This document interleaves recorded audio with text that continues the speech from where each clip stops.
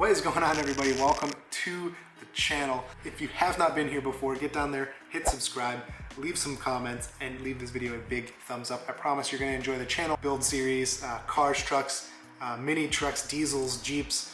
Let me know what you guys want to see, and I will try my best to make it happen. I'm just so glad to be making videos again. It's been a minute, so I had to kind of break the awkwardness here. So yeah, I reserved this space here.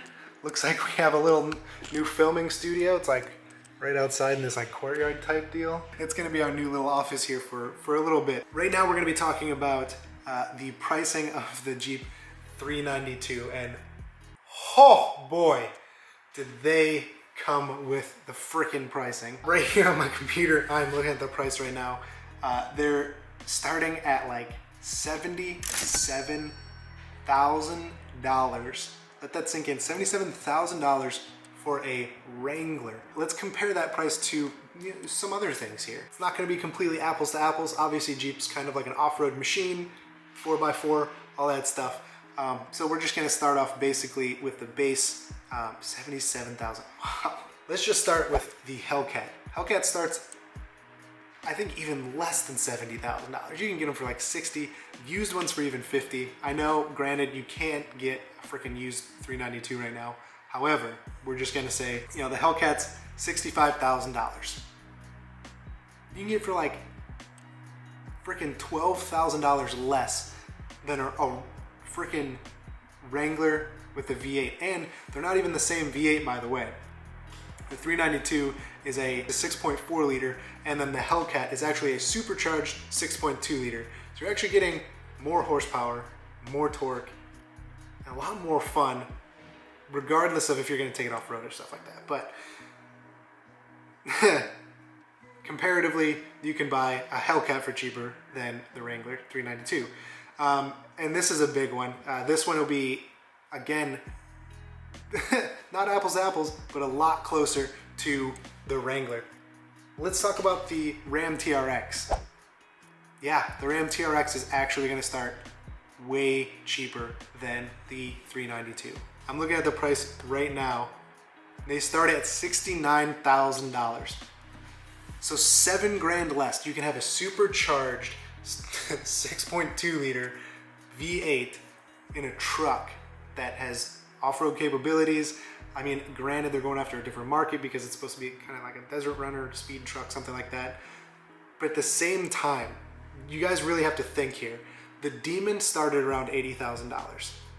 That's a hell of a lot of horsepower for $80,000. Now, people are reselling them for like 120 because markup. And the Grand Cherokee Trackhawk also started just north, or maybe a little bit more north, it's like 85,000, but like $85,000. You're not even talking about 10 grand over the price. You're only a 7 grand, 8 grand difference there to get a Trackhawk versus a 392. Again, totally different V8s, and look at how close those compare. Now, what I'm upset about with Jeep, like, believe me, it's great they're putting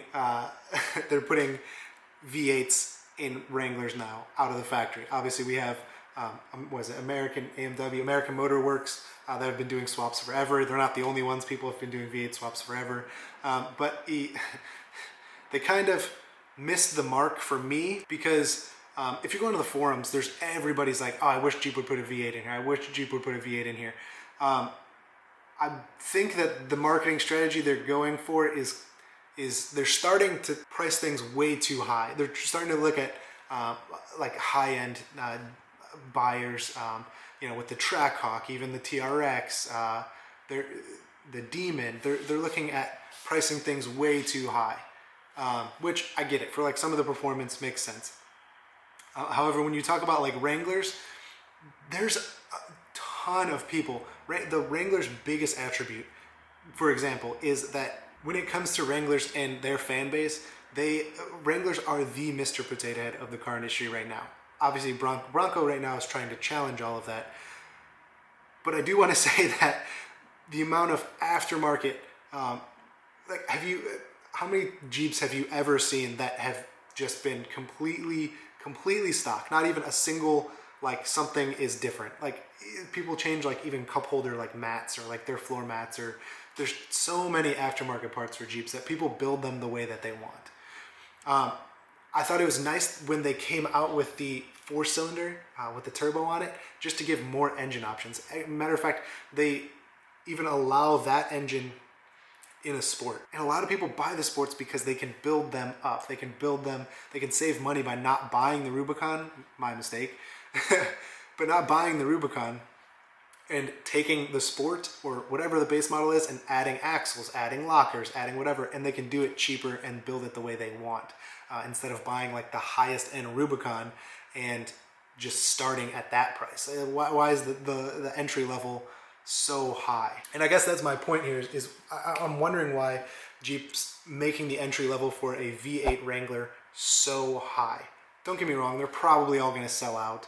I don't know if it's going to be like a launch edition or what it is, because it seems like they've been doing a lot of like launch edition stuff lately. I think the barrier to market should be less than $77,000. Like, come on, FCA.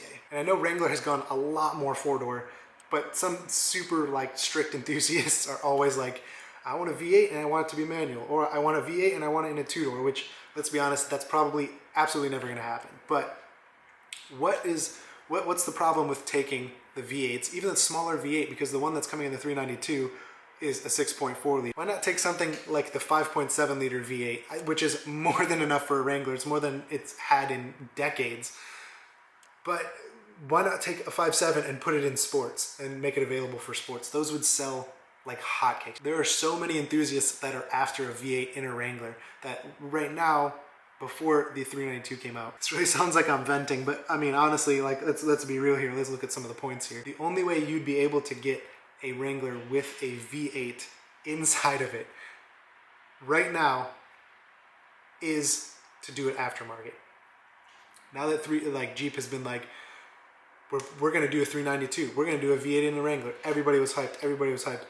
And then they announced that it's pretty much gonna be in a fully, you're only allowed to get it in a fully, absolutely fully loaded Wrangler Rubicon. So it's a Rubicon 392, leather, heated seats, upgraded stereo. I mean, that's where the price is coming from. It's only in the top end model of their entire lineup. I believe that they would sell easily. Dealerships would just get orders on orders on orders for anybody that was wanting to get a Sahara, even a base model Sahara somewhere in the middle, or even just a base sport with a V8.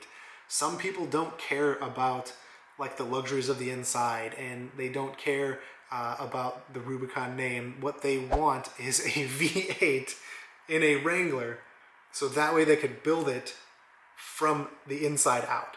They have the V8, they have four-wheel drive, two things that they really only care about, and they can go from there. They can swap out axles if they want, which again goes back to Jeep. They'd be selling more axles through dealerships. I believe they would be selling more axles through dealerships, sending out more crates and stuff.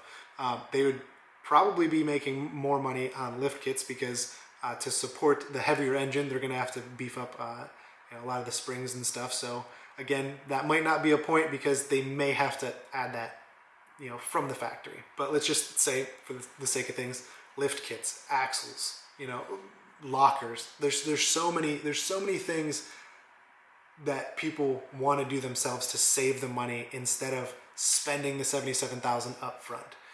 You can build an amazing trail rig from a sport. I've seen videos and I've met people that have built a sport Wrangler with like absolutely nothing, like no AC, roll up windows, completely manual, and they've built it to this thing that's more than SEMA quality, and it goes on the Rubicon Trail, and they do overlanding, and it's built the way they want for the purpose that they want, and they did it for way cheaper than just going to the factory and being like, that's the one I want, and being done with it. The price of admission is just, it's way too high in my personal opinion. And I know there's other arguments to be made. I'm sure I'm gonna get a ton of stuff in the comments. Please leave some comments. I'd love to see what you guys have to say. Is the price too high? I think obviously they're gonna sell out. If it's a launch edition, if they're only gonna sell so many, people are still gonna buy them regardless, just because it's just been wanted for so long. My personal opinion, I think they did it the wrong way. I think they should have appealed to the masses to sell more of one thing instead of selling less at a higher price. Does that make sense? So anyways, yeah, almost $80,000 for a Wrangler. That's like, I've built Wranglers that from like the shop that I used to work at. We've built Wranglers and like we've put so much money into them, and still I don't think I could even, I think the closest we got was maybe 71,000 one sold for. And I just, even at that point, I couldn't imagine spending that much, to be honest. Again, this is my opinion. Let me know what you guys think in the comments below. Leave this video a huge thumbs up. I'm trying to get my channel going again here soon. Also let me know what you guys think of what I should do next. Should I do an older Wrangler? Should I do a new Wrangler, a base model one and build it up? A truck, some diesel stuff, imports, all that kind of stuff. There's so much to do here in Seattle, and like I said, some of the weird stuff I kind of want to get into. Like some of these Japanese trucks that are coming in are just... So anyways, thanks for tuning in, guys. Thanks for the view, the like, the comment, and we will catch you guys in